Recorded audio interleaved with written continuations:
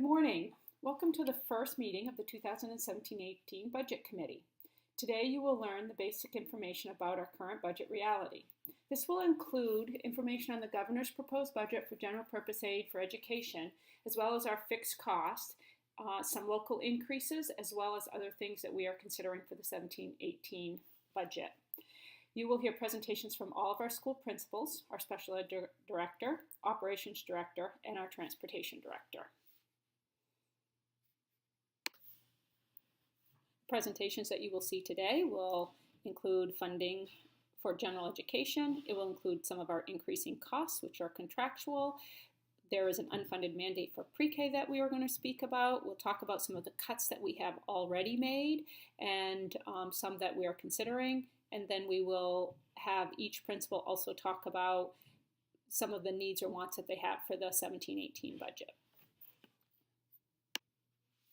The Governor's proposed budget for education was released on Friday, February 17th, right before vacation, so we are just beginning to process the information. We created our preliminary budgets without knowing what the subsidy would be for RSU 16. The proposed budget has a significant impact on schools across the state, including RSU 16. The budget does not comply with the essential programs and services model that has been followed for years. The current budget has 48 changes to EPS. I will just go over a few of them that impact RSU 16 significantly. Our subsidy for teachers at PRHS is $102,000 less than the current year. One reason for that is that the Governor has reduced the student-teacher ratio from 15:1 to 16:1 at the 7th through 12th grade level. Another area that has a significant change is the elimination of central office administration cost. The district estimate for central office costs would be $396,000. That includes a superintendent, assistant superintendent, business manager, payroll, accounts payable, school board costs, legal fees, the required financial audits, office support staff, and supplies. The Governor's budget also eliminates what is called the declining enrollment adjustment. This adjustment protects districts who face decreases in enrollment from one year to the next. The adjustment prevented immediate losses in subsidy and allowed districts time to make necessary changes to staff in a thoughtful way. RSU 16 has faced decreased enrollment at two levels. One of them is the pre-K. In 2015, we had 105 students in our pre-K. In 2016, we only had 77 students. That resulted in a loss of $195,000 in our subsidy from 2016 to 2017. The other area that we have lost enrollment is at the high school. In 2015, we had 480 students at PRHS. In 2016, we have 465.5 students. And that results in a loss of $94,000 at PRHS for student counts. Our budget includes increases for staff. These are fixed costs that are necessary as part of a maintenance of effort of budget. There are three areas of increases that I'm going to talk about: salaries, retirement, and insurance. 80% of school budgets are staff. Research shows that teachers are the #1 impact on student learning. Principals are the #2 impact. Currently, our salaries are 6% below the regional average. Our goal is to provide competitive salaries and benefit packages so we can retain and attract quality teachers. It is also important to know that while Maine ranks 8th in the nation for education, we rank 48th in starting salary and 49th in median salary. Our current budget acknowledges the importance of quality teachers and principals in RSU 16 with a 3% increase, which is approximately $400,000. Retirement costs have been increasing rapidly. Statewide, we have increased 55% in 3 years. Prior to 2014, retirement was paid 100% by the state. A large portion of that has now been shifted to the local. Total costs for retirement are $399,000. The local community pays for 46% of that. Next year, the increase in retirement cost is $81,000. Insurance is the other area that is showing an increase. At this time, we do not know what the actual increase will be. When we do find out, the budget will be adjusted to recognize the actual. That usually happens sometime in April. The proposed budget has a 5% increase. That is a total of $152,000. It's also important to know that staff will pay slightly more towards their insurance this year. There will be a savings of $61,000 as the staff picks up an additional percentage or two toward their insurance packages. Another area where we're seeing some increases is in the pre-K cost. The state has proposed new regulations for pre-K. It's an unfunded mandate. We did not receive extra funding to make the changes that they are requiring. The upgrades for RSU 16 total $48,000. We will need to do upgrades to our playgrounds. There are 2 of them that do not meet the requirements. For the playground equipment, that the cost of each one of those will be close to $8,000. We will also need to provide fencing around those same 2 playgrounds for $15,000 each. New plumbing will be required in at least one of the classrooms, and the total cost will be $2,800 for that. So again, total increase in pre-K funding is $48,000. That will be in the operations budget. Special education costs are also increasing. This chart that you're looking at has increases. You can see the increases from 2015 to 2018. The state is recognizing the increasing costs of education and has provided us with more subsidy. It is not, however, enough to cover all of the increases that we are seeing. Our proposed budget has $4.1 million set aside for special education. That is an increase of $408,000. You will hear a presentation from Holly Day, our special ed director today, who will discuss what those changes are. So we have been unable to fill the open position we have, but like I said, Carrie has a plan, and I think it's a good one. Mary, when you said was accredited, are you saying that it's not? When we had our accreditation recently, that was one of their recommendations. Okay. Yeah. No, we did well in our. Yeah, we did very well. So we have 3.5. We have 3.5 ed tech positions that are unfilled. They've been unfilled most of the or all of the year, all year. And what you're going to see in Holly's presentation was a recommendation for her to cut those positions. They're not a total loss of staff because she's asked to replace the 3.5 people with a new teacher. And what that does is it makes for smaller class sizes, which is a big deal. But it also means instead of paying for benefits for 3.5 people, you're paying benefits for one person who's more highly trained. And so I think she's got a really good plan there. And again, we have a difficult time filling the ed tech positions anyway. So we're hoping this is a good solution, and you'll hear more about that. We typically have quite a bit of money in each school's budget for classroom books. This is their classroom libraries. It might be for books for their book closet that they share for reading groups. And each year, especially at the elementary level, that money can often sit there and be unspent, or it's spent randomly without a purposeful goal of getting books that meet our curriculum. So we have there is some cut. We had like a total of $11,000. About $8,000 of that has shifted to district lines, which will be under the direction of Amy. And what we're going to do with that is we're working on new science and social studies curriculum. So she will work with grade level leaders, and they will identify some anchor texts for science and social studies. So there'll still be money going into the classroom, but it will be spent purposefully to match our curriculum. And the teachers are excited about that, and we're excited about that. So overall, is that kind of like $4,000? Yeah, about $3,000, I would say. There's about a $3,000 reduction there. But it looks like it's more because you're going to see it's all out of the building lines, but it's not really a loss. It's doing the same purpose, just with a little bit different location. Professional development has been pretty much wiped out of our classroom at our school level. And again, we have our Wednesdays where Amy's doing a lot of professional development on with our curriculum work. So that's our priority.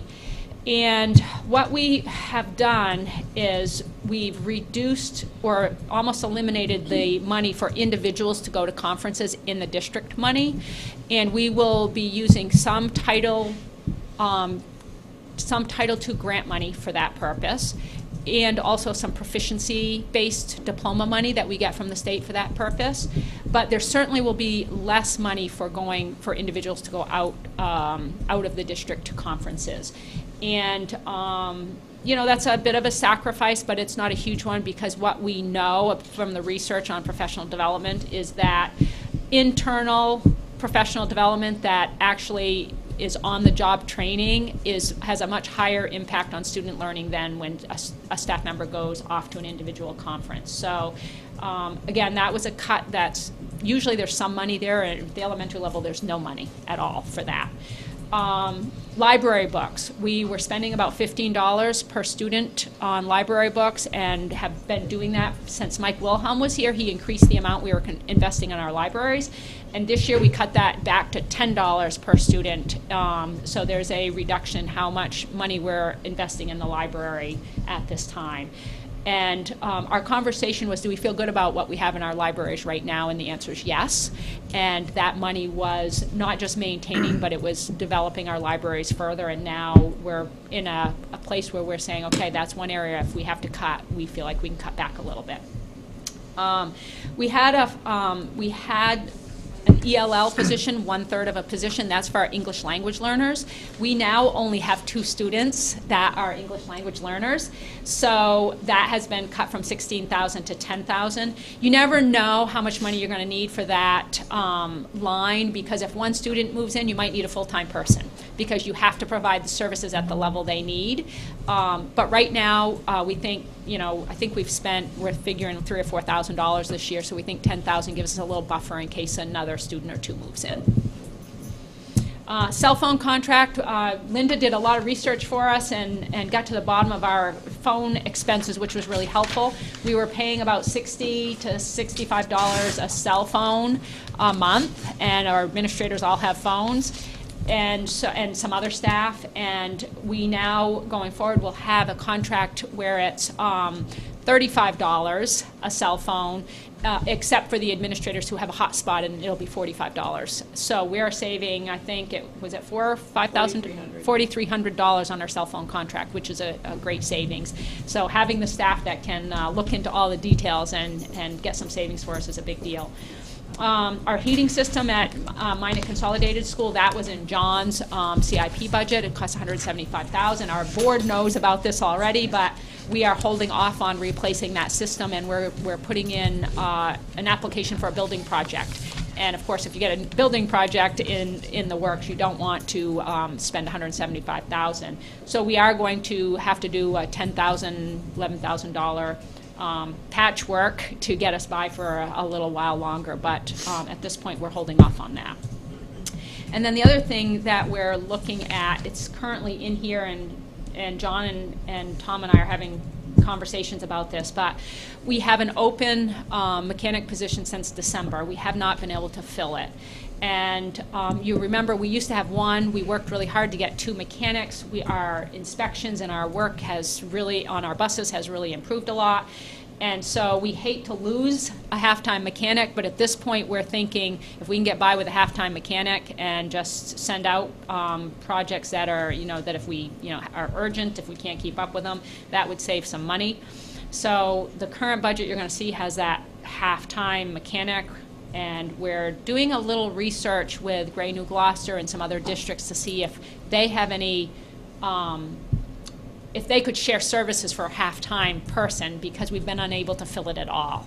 And John's working on that. So that's one of those cuts that we don't like. We think we worked hard to get that, and we may be asking for that to come back. But right now, it's not in the budget. And my memory is when we put that position in, we put it in because it actually saved us money, because we were spending so much money sending our work out. So I think that one's a hard one to figure out. Exactly how much can you cut before you start sending things out? And that's kind of where we are right now. We're really looking into that. And if we could do a regional collaboration somehow, that might be our best case scenario. But it's all in the works, and like I said, John's working on it right now, so he may have information in the next few weeks. Any questions? No, I covered a lot there. So positions to watch. Certainly if we have to make greater cuts because the governor's budget ends up being the final budget, then we will be looking at administration, we'll be looking at athletics, we'll be looking at support staff, we'll be looking at teaching staff, and because the only way to find hundreds of thousands of dollars is staff, because 80% of our budget is staff. And this is where the work gets hard, and that's why I'm putting this up here to say, you know, we know that probably the budget we're going to be sharing with you today will not be the final budget if we don't get more funding. One of the things I did want to say is there's a few positions we're watching that we've been kind of watching for a year now is kindergarten at Minot Consolidated School. Right now they only have 16 pre-K students, so they won't need 2 for kindergarten teachers if that doesn't change. The challenge comes is that not everybody sends their child to pre-K, but most send it to kindergarten. So we could have a big increase and that might not be a consideration at all. We may not even know the numbers before the budget goes out and be able to make a decision there. So that's, again, one of those tricky positions. And then, can I just add one thing to that? Sure. So we gained 9 kindergarten Yes. kids between the school year 15-16 and 16-17. Yeah. So we're hoping if we can gain 9 or 10 kindergarten students that aren't currently in our pre-Ks, then we can have enough students to. If Minot even gains 5 students, Yeah. we will keep a kindergarten teacher because you can't have more than 20 in a classroom. Unless you could add an ed tech. It's just not the best case scenario for 5-year-olds to have 20 of them in a classroom, or more than 20 if you can help it. So so we're watching it. 16 is a no-brainer. 21 is 2 teachers. And so like Kim says, you don't cut a position that you're then going to need to add back in August or September. So that's going to be really a difficult one. Okay. And Aaron? When you say administration of athletics, how deep, what level, do you have any idea what positions or what programs? I mean, are there things on the top of your mind right now? I have ideas. I would love not to share them today, because one of the things that's happened is because we have we just got the 279s. We haven't talked to staff. I mean, we're one day back in, so we don't want to panic people. Sure, no, we're going to look for the least painful positions, of course, but these are people's livelihood. Yep. And we want to make sure we do it in a thoughtful way, that we don't cut positions that we, regret later, and some, that we can still meet our obligations to provide a well-rounded education to everybody. So yes, we're certainly working together as an administrative team to identify, like, part of it is you look at your 279, which is your subsidy counts, and you say, where are we over? And sometimes that helps, and sometimes it doesn't, because our values are different than what the 279 might be. And an example I used last night at our building meeting is we want to have a nurse in every building, but subsidy doesn't pay for a nurse in every building. So this board our school board has been very supportive of having, we don't have an RN in every building, but at least an LPN or an RN in every building, because we have so many medically fragile children that we feel like it's a kind of a standard expectation now. So there are some things like that. Athletics, we get about $58,000 in subsidy for athletics, and we spend way more than that. We know it's part of a well-rounded education to provide an athletic program. But 279s can give us some ideas of where you're over EPS and where where you might go to look for some positions. But where it's going to be difficult, because, like I said, it's staff. You don't want to cut staff, and we're just hoping the legislature comes through and we don't have to. But that's where we are. When do you expect you to actually be able to share the specifics in this process? Probably in another week. Okay. Maybe 2, but we're as an administrative team, we're working hard on it right now. I mean, I worked on it all vacation, and I know Stacy worked hard, just getting the numbers crunched for us. So it's not going to be long. We just want to make sure we do it in a thoughtful way, and that people are properly informed so they don't hear word of mouth that, oh, somebody mentioned this position or this subject or this whatever. It would be inappropriate for them to watch this video and find out that their job could be in jeopardy. Yeah. It's- And that again, wouldn't we be don't have appropriate. all the numbers yet, so we're just, you know, when they put something out 1 week, you know, the day before vacation, it really sets you back because nobody's around to actually work on it with you. So. And when I say support staff, you know, we have people all over the district, like Holly's already cut 3.5, so, you know, there's a few checks there, but we still have to look, you know, you have, you know, other support staff as well. All right, so new requests. There are a few things that we know we need. Luckily, some of them aren't costing a lot of money. So we've been approved for 2 more buses and 1 minivan, but we have 3 coming off lease, so there's no budget impact or limited budget impact on that. And so that's a good thing. It helps us to maintain our fleet, and it doesn't cost additional money.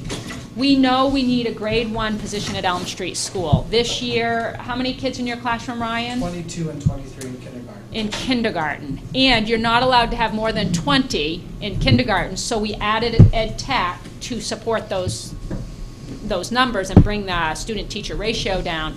But again, you want highly qualified teachers teaching your youngest kids. That's where that impact of high class sizes has been shown.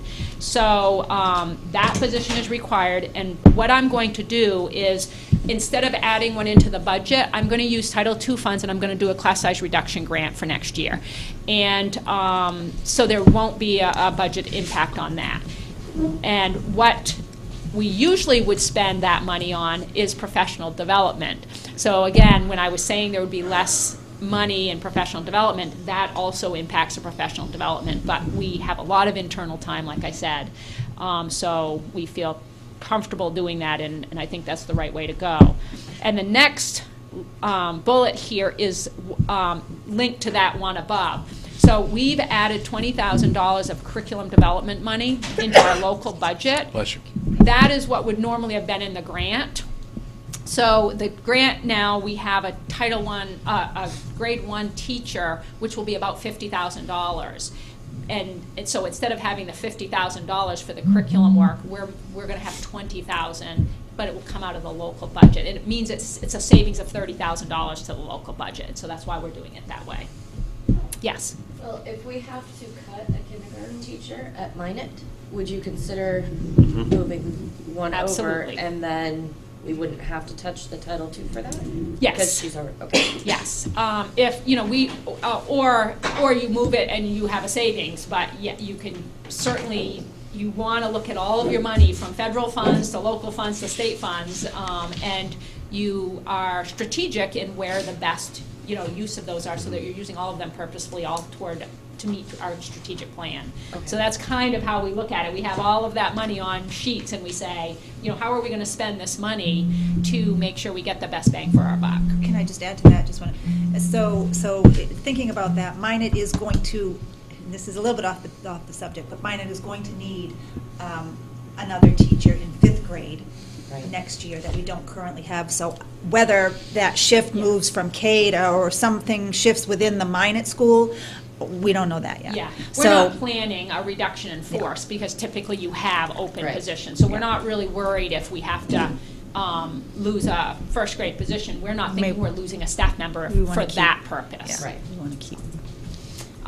Functional life skills, this is going to be in Holly's presentation, but this is what we were saying. She cut 3.5 ed techs to get a teacher. This is currently in the budget, and that does have a budget impact, except it's been offset by the ed tech. So we've actually saved some money in staffing there. And then we need to upgrade our financial system, which is called ADS, and so there is some funds in our budget for upgrading that financial system. And I can't remember how much, Stacy, do you? Well, it's in the E-rate money. Oh, yeah, so we're using grant money for that. It's to improve your technology system, and so I might put no budget shift on that. Again, using any grant money or other options that we have that come in that can save on the local funds. So these really aren't new requests, they're just more creative shifting around of resources and reallocating needs. Yeah, It's they're not like all we're really growing in a new. different Yeah, area. they're all right. They're all new requests, but it is like the first grade is a new position. The buses are new, you know, but you're right, it's really a maintenance. It's not additional, it's just Yes. we're reallocating. Yeah, things these are around. all pretty much, the functional life skills, I don't know if we can say it's essential, but we feel like these are kind of all Yeah. essential and not, you know, like in the regular budget for maintenance of effort. I just want to make sure everybody who watches this and understands we're not adding things at a time that we need to be Right. tightening up. We're just Exactly. reallocating and being creative. Yes, Okay. So the functional life skills are just for special ed students? yes. Okay. So I'm just gonna wrap up here, summary of fixed cost. So, you know, as I was talking about fixed cost, salary, retirement, insurance, and then the unfunded mandate for pre-K, that total fixed cost, $682,000. So you can see why we are concerned about a budget when you have a fixed cost increase of $682,000. That's a 3.28 increase before any other things were considered.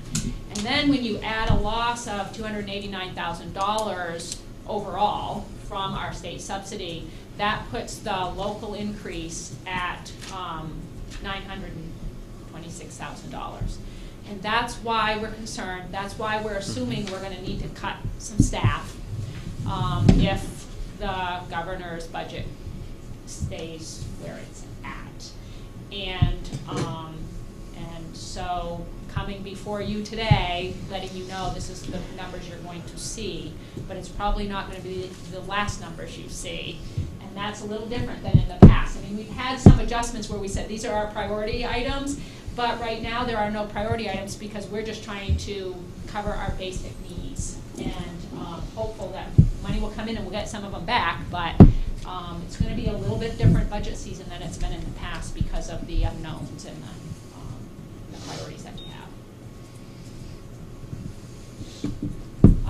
And as Stacy was helping me out last week understanding, part of the problem is because so much has been shifted to the local. And that's what we'll see. So Stacy's going to talk to you. I didn't give you this sheet because these numbers are going to change every time we make a change, and we don't want to have too many of these sheets that are different out and about. We want to, you know, kind of keep it contained a bit. I don't know if you can see that pretty good, huh? So Stacy, do you want to talk a little bit about our revenue? Sure. And I'll try to help a little bit with moving my arrow if you're to the point where you are. I got experience with that last night. Amy made a little bit of fun of me. So the first thing I want to do is apologize to Tina because the numbers that were on that last sheet were the numbers we had yesterday up until 3 o'clock. She worked frantically over vacation, her and I exchanging numbers, and things changed quite a bit. And she met with the administrators at 4 o'clock yesterday afternoon with the changes that I had gotten at 3 o'clock. And so I got her all the expenditure changes, and while they were in the meeting, I worked on the revenue changes. So this page that I did email her yesterday at 5 o'clock is the change, has the changes on them. So you'll see that 782,000 where the arrow is. That was the 926 on her prior slide. So that's how much work has been done already on this budget with cuts with Tina and the administrators. So starting at the top, this is the local requirement from the state. As you're probably familiar with, we talk about that each year. The state has a mill expectation for each town, and it's based on the valuation. And it's based on the state valuation, not the town valuation, which is what the tax bills are based on. So there was an increase in Minot and Poland for the town valuation, but a decrease in Mechanic Falls, and that's why you'll see a slight reduction for Mechanic Falls, because with the lower valuation, the mill expectation was a little lower. So the local drop in mill rate means the required local is less than it would have been at the current mill rate, right? Yes, That's yes. how that works. Thank you, Tina, for reminding me that. The mill expectation for this budget, FY17, was 8.3. Right now, proposed for FY18 is 8.29. So there's also a slight reduction that the state is requiring locals to raise. Okay.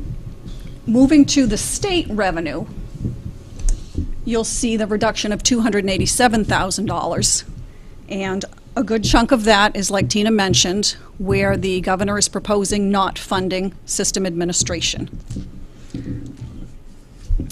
The next section down of other revenue, which is at the bottom, those are revenues for different sources that we get. We have one student left that we will be getting tuition for. This year we have two, but one of those students is graduating. So next year we'll only have tuition for one student. And I believe that student will be a junior or senior next year. So we may only have 1 or 2 more years that we'll realize that revenue. The E-rate is phasing out. We'll only be getting that for a couple of more years for the current things we get them for, which is cell phones and telephones. I know Linda's working on putting proposals in for upgrades to the, is it the internet? Wireless network. So we can continue to get money for that. But the existing revenue stream that we're getting right now for E-rate is phasing out. Oh, the bottom line, total of all revenue, is that what you're trying to see, Yeah. Stace? Oh, and the fund balance. Okay, do you want me to do the next? Oh, sure. So The fund balance, as you know, is each year when the budget closes out, any funds left over roll back into our fund balance. We're not allowed to spend those without getting authorization in a subsequent year. We are allowed to maintain 3%, and right now we have $605,205. So we're proposing to split that right in half and use $379,125 for FY18, which will leave us the same amount in reserve. next slide, or the rest of this? Do you want, is this what you want? I'm going to go back up to the additional local. And so once all of those revenues are calculated, anything left to fund the expenditure budget has to be shared by the 3 towns called the additional local. And right now, as you know, the funding for that is 90% valuation and 10% enrollment. And so the current budget, at the bottom, you'll see the increase of $23,000? Yes. And so because we have that big decrease from the state of $322,000, if you add that to the state money, if you add the state money together with what's required, which is the top of that 8.1 million, and the additional local, it leaves the $2,441,596 that gets shared by the 3 towns. So there's a pretty big increase from 1.6 million additional local to the 2.4 million additional local. And again, that's because the governor's budget is shifting so much more money to the local, and that's our challenge. Right. That was the piece I was missing until, I saw the decrease and I thought, oh yeah, 289,000, that's not good. But then when you actually looked at how much is shifted to the local, that makes that impact a lot worse. And this slide just shows the total with the required local and the additional local that each town would need to raise.